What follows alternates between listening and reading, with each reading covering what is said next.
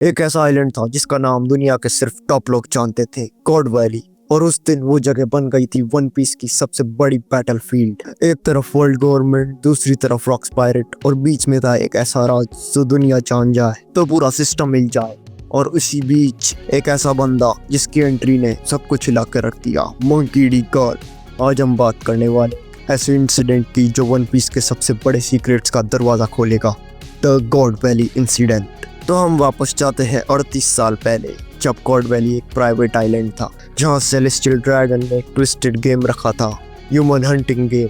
हाँ, बिल्कुल सही सुना तुमने, इंसानों का शिकार। और जिन्हें शिकार बनाया गया था वो थे स्लेव्स सेलेस्टियल ड्रैगन के, जिन्हें वो रैबिट कहते थे। वो सेलेस्टियल डॉग्स, उन्हें रैबिट कहते थे। और उन स्लेव्स में थे दो लोग जिनसे बाद में पूरा वन पीस वर्ल्ड हिलेगा, एम्परर इवानकोफ और जिनी। जिनी एक पावरफुल रिबेल और इवानकोफ ऑलरेडी रिबेलियन के मोड में था, लेकिन इस बार उनका सामना होने वाला था वन पीस के सबसे डार्क और dangerous pirate groups, Rocks pirate. Rocks D Xebec, एक ऐसा पायरेट जिसका ड्रीम था वर्ल्ड गवर्नमेंट को गिराकर एक नया वर्ल्ड ऑर्डर बनाना।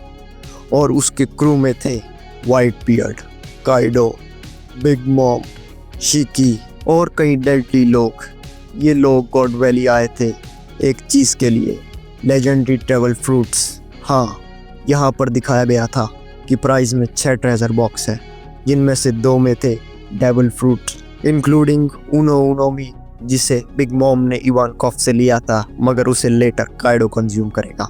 और पॉ फ्रूट, जो अपना कुमा कंज्यूम कर लेता है और बचाता है 500 लोगों की जान। और सबसे बड़ा ट्विस्ट था, रॉक्स पायरेट यहाँ सेलेस्टियल ड्रैगन और उनके स्लेव पे अटैक करने आए थे, ना सिंपैथी में, ओनली सिर्फ पावर चुराने के लिए। और यही मोमेंट था जब marine hero monkey D God ने एंट्री मार ली। वो यहाँ रॉक्स पायरेट के लिए नहीं बल्कि गोल्डी रॉजर के लिए आया था, जो खुद आया था रॉक्स पायरेट के लिए गॉड वैली में।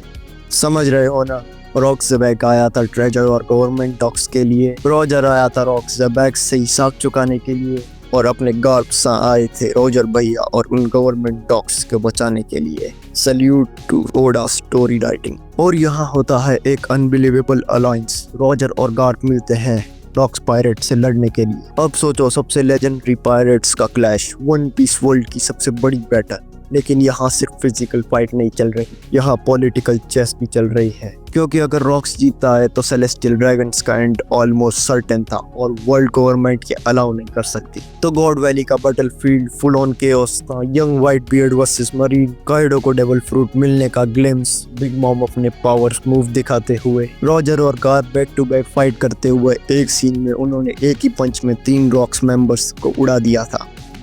लेकिन सबसे बड़ा मोमेंट था, रॉक्स डी ज़बैक खुद सामने आता है और उसकी हाकी इतनी पावरफुल होती है कि पूरा आइलैंड कांप जाता है। ये फाइट घंटों तक चलती है और एंड होती है ब्लाइंडिंग एक्सप्लोजन से। जब धूल छटती है तो दिखता है रॉक्स पायरेट का एंड हो चुका है। Rocks D Xebec presumed dead, island vanish, celestial dragon safe, और वर्ल्ड गवर्नमेंट, उन्होंने इस इंसिडेंट को हिस्ट्री से मिटा दिया। हाँ, कोई रिकॉर्ड नहीं, कोई डॉक्यूमेंट नहीं, जिसे बोलते हैं इरेज्ड फ्रॉम एक्सिस्टेंस। लेकिन यहीं से गार बना हीरो ऑफ द मरीन, लेकिन उसने कभी अवार्ड या प्रमोशन एक्सेप्ट नहीं किया, क्योंकि उसने सेलेस्टियल ड्रैगन मतलब सेलेस्टियल डॉग्स को प्रोटेक्ट किया था, जिनको वो खुद भी पसंद नहीं करता है अपनी तरह। तो दोस्तों, ये था गॉड वैली इंसिडेंट, जहां दुनिया के सबसे पावरफुल लोग टकराए। एक लेजेंडरी पायरेट ग्रुप खत्म हुआ और एक ऐसा राज छुपाया गया जिसका सच अभी भी दुनिया के सामने रिवील नहीं किया गया।